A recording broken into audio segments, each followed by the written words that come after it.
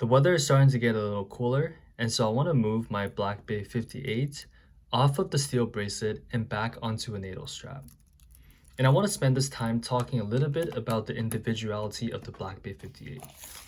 But let me get my tools out first. So I'll need this, and also I got this medical tape. I'm not sure exactly what it's called. It's like bandage tape. I'm gonna put this on the back of the Black Bay 58 slugs. So this one can go right here. These aren't very thick, so I think I'll apply like 2 layers of it. Oops, that came off a little bit. One more layer. There it is. Okay. So regarding the Black Bay 58, right? I've had this thought for a while now. Just looking at the different watches that have come and go throughout the past, I want to say 5 to 6 years since the Black Bay 58 came out. Now, when this watch came out, if you guys were in the watch game back then, you would remember that this was one of the hottest watches back in like 2018, if not 2019. No, I'm pretty sure it was 2018 to 2019. Like when it first came out, this watch was almost impossible to get at retail for a Tudor that is craziness back in the day. And people saw this watch as like the most dominant watch in the $4,000 to $5,000 segment. I'm talking Canadian dollars.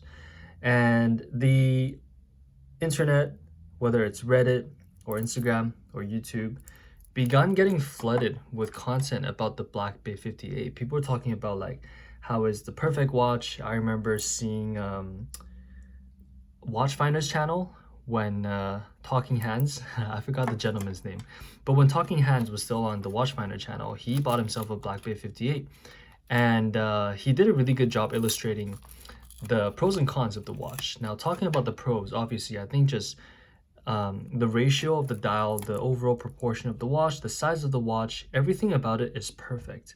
And that's what drew so many people, including myself, to the watch. And also, obviously, you have the heritage of who Tudor is as a brand, the pricing and everything, the whole neo vintage, Fotina, faux rivets, those kind of things. Like some people hate it, but for me and for many others that are like me, we buy this watch because of just how it looks, right? Like this is such a timeless design.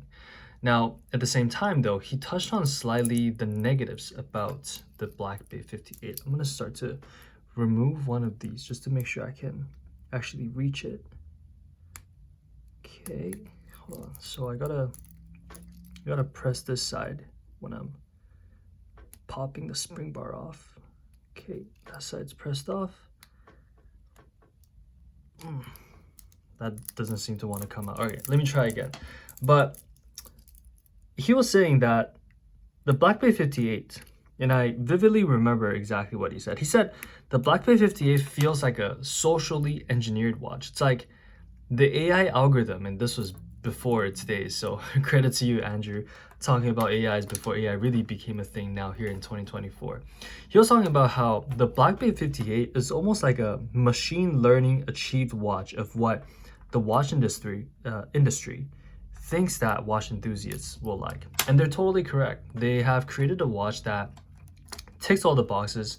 Literally every single finish, every single design choice on this watch, the proportions is just so perfect. There's nothing to dislike about this watch. Obviously, if you don't like Fotina, if you don't like faux rivets, if you don't like the green loom, for example, then you're not gonna like this watch. But to most of us, to most watch enthusiasts, and you can't please everyone, this is the definition of a perfect watch.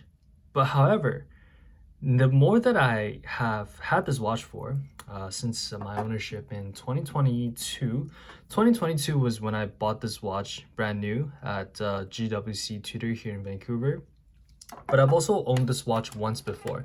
I bought one off Craigslist back in 2020, and then I ended up selling it because I just love this watch so much. I wanted to own it brand new and have my name on the paper and all that sort of stuff. So I bought it brand new again in 2022, but technically I've had this watch for just a little shy of 4 years now.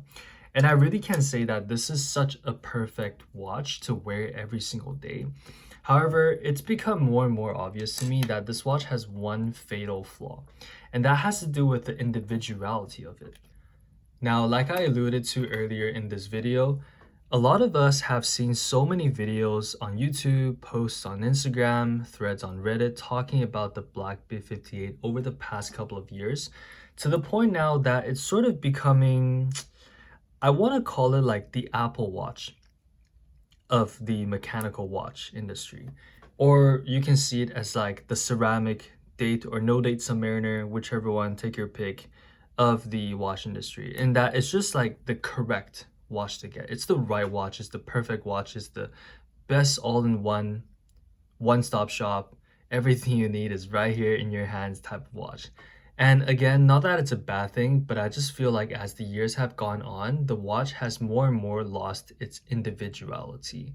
I remember a couple years back, I went to the commencement at my university's graduation, and I saw two other people with a Black Bay 58 strapped to their wrist, both of them on a bracelet.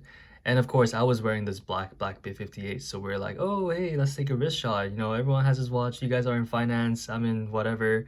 And deep down, I always thought, man, do I really want to wear the same watch as everyone else? Like, do I want to have the same story as everyone else? And more, it made me think about what my watch means to me. Because watches to us are supposed to be very intimate objects. It's supposed to represent a piece of your character, your personality. And for the Black Bay 58, being it's such a perfect watch, there's no doubt a lot of people that will want to wear it out in the wild. And if you buy a Black Bay 58, if you own a Black Bay 58, you'll for sure know what I mean. You're going to run into a ton of people with the same watch. And so this is where this comes in. My trusty old seatbelt gray Bark and Jack NATO strap. I bought this a long time ago. It is still wearing really well. I think I've taken a lighter to a few of the holes a couple of times just to sort of sort out the, yeah, you can see here, the stitching falling off a little bit, but it is still very robust. And for me, I find that, you know, the choice between if you want to have it on the steel bracelet and look like everyone else's watch, or if you want to have a little bit of personality, individuality expression, either through a NATO strap or through a leather strap. I'm personally not big of a leather strap guy just because my wrist sweats so much. And also, I wash my hands a lot and the water will get on it. I don't want the leather strap to get damaged. So I much prefer a NATO strap in any case. And to me, this seatbelt gray NATO strap, it is the perfect strap for me, aside from bracelet. I do also like the Julian Fu woven NATO strap that the Tudor FXD, the black one, uses. I'll make a separate video about that. That watch is my all-time, all-star Tudor grail right now for a really good reason. But aside from that, the seatbelt gray NATO strap to me is the perfect wear for everyday use, whether I'm going camping, whether I'm wearing it to the gym. I do wear this watch to the gym a lot, whether I'm just going to the office or like an average night out with my friends. I always wear it on the seatbelt gray NATO strap. It's just so comfortable. Let me put it on real quick. And I feel like this strap for me has given a lot of life to this Black Bay 58. To add that individuality factor to the watch, and in a room full of watch enthusiasts, I'm not going to be wearing the exact same watch as someone else. Of course, you probably will still run into a few guys wearing the Black Bay 58s, but here in Vancouver, not a lot of guys like NATO straps, or I think NATO straps are just underappreciated in general. But I think this is quite a good combo. And in such a small change, I'm able to feel like this watch has really differentiated itself from everything else that could be out there in the wild. I feel pretty safe to not run into anyone with the seatbelt gray NATO strap, and I know this is a little bit of paranoia or just kind of the snowflake syndrome of always want to be special, but I don't know. What do you guys think? Do you guys like when you find other people to be wearing the same watches as you, or do you find me to be just being a gatekeeping asshole about the Black Bay 58s? I've also been having a random naughty thought about the Black Bay 58. You guys know how there's an 18K gold Black Bay 58 with the green dial and the green bezel, right? I am almost pretty sure that the green insert will fit into this model's bezel catcher, whatever it's called. And I've been browsing eBay and Chrono24 on and off for the last couple of months, trying to see if someone would put out a green 18 karat gold Black Bay 58 bezel. However, no luck so far. But if I am able to source a genuine one, I would definitely want to try and put it on this Black Bay 58.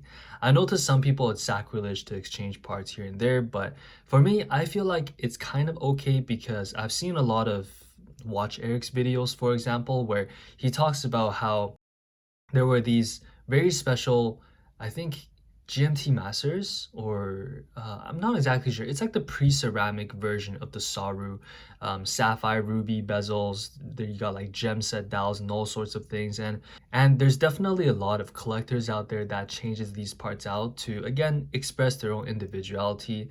And for me, I feel like it wouldn't be too wrong of a thing to take a Black Bay 58 gold green bezel that is period correct, because both this model and that model are made in the same period of time, and then swap it onto this Black Bay 58. Of course, I'm going to retain this black bezel. I'm not going to do anything with it. I'm not going to bleach it to make it look kind of ghosty. I'm just going to keep it in the good old Tudor box that I have here. But I don't know. What do you guys think about that? Would you ever be crazy enough to swap out parts on your watch with albeit original parts, but still a pretty big change and could change the whole character of a watch? Let me know in the comments below. Thank you for watching. This has been Oddpelt changing his Black Bay 58 onto a NATO strap while sharing some thoughts. I'll see you in the next one. Take care.